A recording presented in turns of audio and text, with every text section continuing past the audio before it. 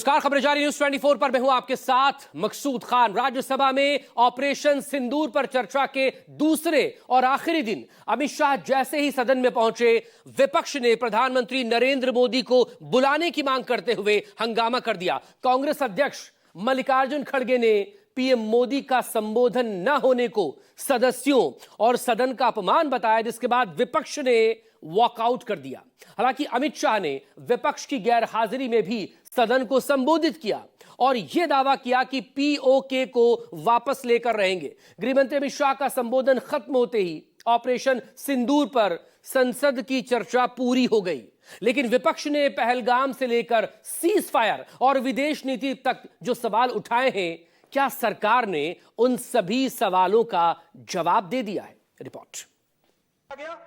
और for the first time संसद के दोनों सदनों में ऑपरेशन सिंदूर पर महाबहस खत्म हो गई। लोकसभा में 16 घंटे तक और राज्यसभा में 9 घंटे तक वार प्रतिवार हुआ, लेकिन सत्ता पक्ष ने राहुल, प्रियंका और खड़गे समेत विपक्ष के किसी भी सवाल का सटीक जवाब नहीं दिया। मसलन सीज फायर में डोनाल्ड ट्रंप की भूमिका क्या थी? संघर्ष के दौरान कितने राफेल विमान गिरे और क्या सेना को पाकिस्तान के सैन्य प्रतिष्ठानों पर हमला करने से रोका गया? सवाल ये भी कि अगर भारत की विदेश नीति कमजोर नहीं थी तो दुनिया के देशों ने पाकिस्तान की निंदा क्यों नहीं की? पहलगाम हमले के बाद अंतर्राष्ट्रीय मुद्रा कोष और विश्व बैंक ने पाकिस्तान को भारी भरकम कर्ज कैसे दे दिया? 50% भी है इंदिरा गांधी का, तो यहां बोल दे। 50% होगा तो बोल देगा, बोल देंगे। सॉरी, दुनिया के किसी भी नेता ने भारत के ऑपरेशन रोकने के लिए नहीं कहा। उसी दौरान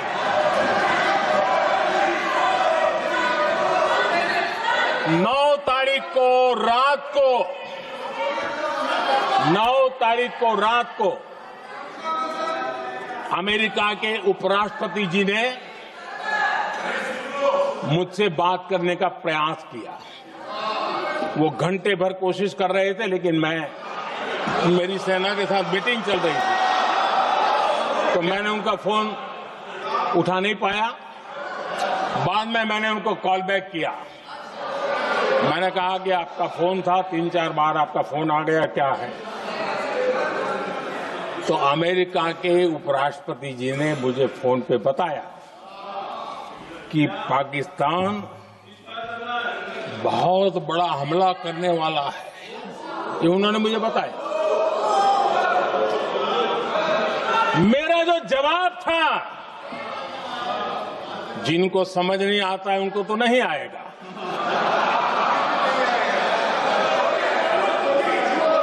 मेरा जवाब था, अगर पाकिस्तान का ये इरादा है तो उसे बहुत महंगा पड़ेगा। ये मैंने अमेरिका के उपराष्ट्रपति को कहा। राहुल गांधी से पहले प्रियंका गांधी ने भी ये सवाल दागा कि आखिर सीज फायर हुआ क्यों, जंग रुकी क्यों? लेकिन पीएम मोदी ने इस सवाल को पाकिस्तानी प्रोपेगेंडा कहकर खारिज कर दिया। गृह मंत्री जी ने इस बात पर उल्लेख किया। उन्होंने कहा, उनके शब्दों में उन्होंने कहा कि पाकिस्तान के पास शरण में आने के बजाय कोई चारा ही नहीं था। आपने शरण दिया क्यों? वो आते हैं आपके देश के अंदर, लोगों को मार डालते हैं और आप उनको शरण दे रहे हैं। क्यों दिया शरण? इसका जवाब क्यों नहीं दिया है एक भी भाषण में? जैसे ये बात उठी, शरण की बात की, हमारे गृह मंत्री जी ने इतिहास में चले गए। नेहरू ने क्या किया, इंदिरा गांधी ने क्या किया, यहां तक कि मेरी मां के आंसुओं तक चले गए। लेकिन इस सवाल का जवाब नहीं दिया कि ये सीज फायर हुआ क्यों, ये जंग रुका क्यों। 10 मई को भारत ने ऑपरेशन सिंदूर के तहत हो रहे एक्शन को रोकने की घोषणा की। इसको लेकर यहां भांति भांति की बातें कही गई। ये वही प्रोपेगेंडा है जो सीमा पार से फैलाया गया है, कुछ लोग सेना द्वारा दिए गए तथ्यों की जगह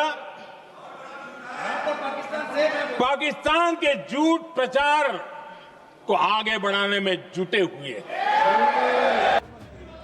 लोकसभा में अपने संबोधन के दौरान प्रियंका गांधी ने पहलगाम में मारे गए 26 लोगों का जिक्र किया, जिनमें 25 भारतीय थे। हालांकि प्रियंका ने जैसे ही 25 भारतीय कहा, सत्ता पक्ष के सांसदों ने हिंदू हिंदू चिल्लाकर ऐतराज जताया।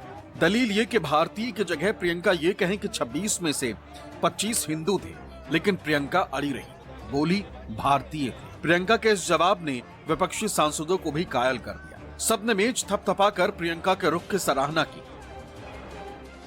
उनमें से 25 भारतीय थे। भारतीय थे।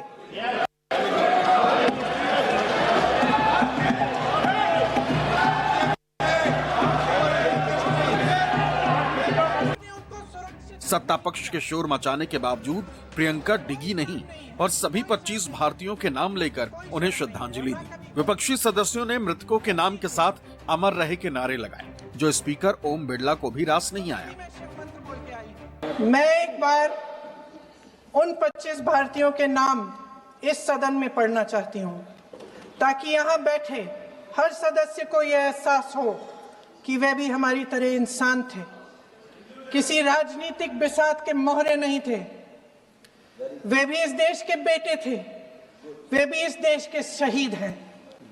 उनके परिजनों के प्रति हम सब की जवाबदेही बनती है। उन्हें सच्चाई जानने का हक है। समीर गुहा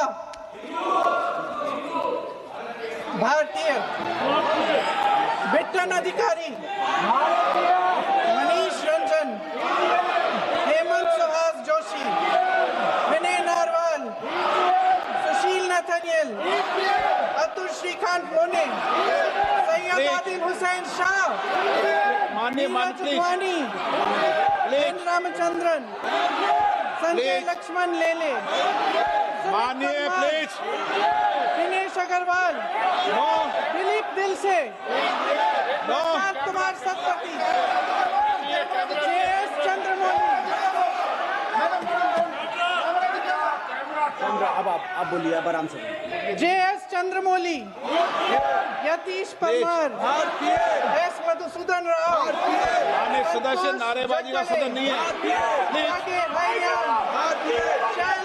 शैलेश कलाटिया, ये तरीका ठीक नहीं है आपका। मंजुनाथ राव, कौस्तभ गनबोटे, शुभम द्विवेदी। राज्यसभा में कांग्रेस अध्यक्ष मल्लिकार्जुन खड़गे ने भी पीएम मोदी के सामने सीज फायर से जुड़े सवालों का पुलिंदा लहराया।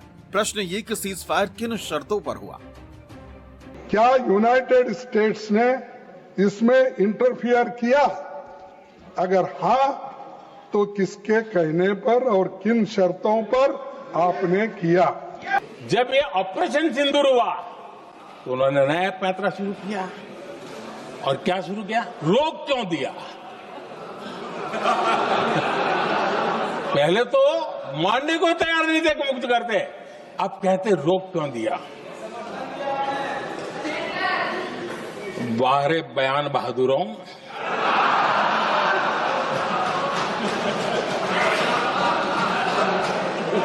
आपको विरोध का कोई न कोई बहाना चाहिए,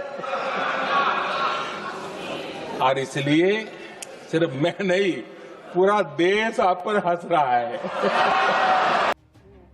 राज्यसभा में चर्चा के दौरान कांग्रेस अध्यक्ष मल्लिकार्जुन खड़गे ने अमेरिकी राष्ट्रपति ट्रंप के बार बार आ रहे बयान का भी जिक्र किया। सवाल ये कि क्या ट्रंप ने ट्रेड की धमकी देकर ये सीज फायर करवाया?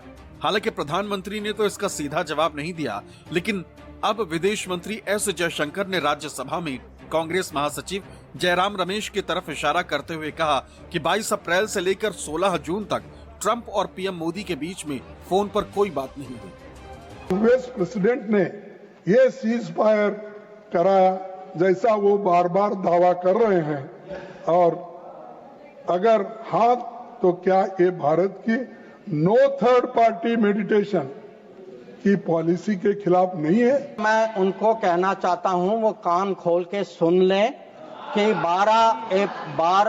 22 अप्रैल से 16 जून तक एक भी फोन कॉल प्रेसिडेंट ट्रंप और प्राइम मिनिस्टर मोदी के बीच में नहीं।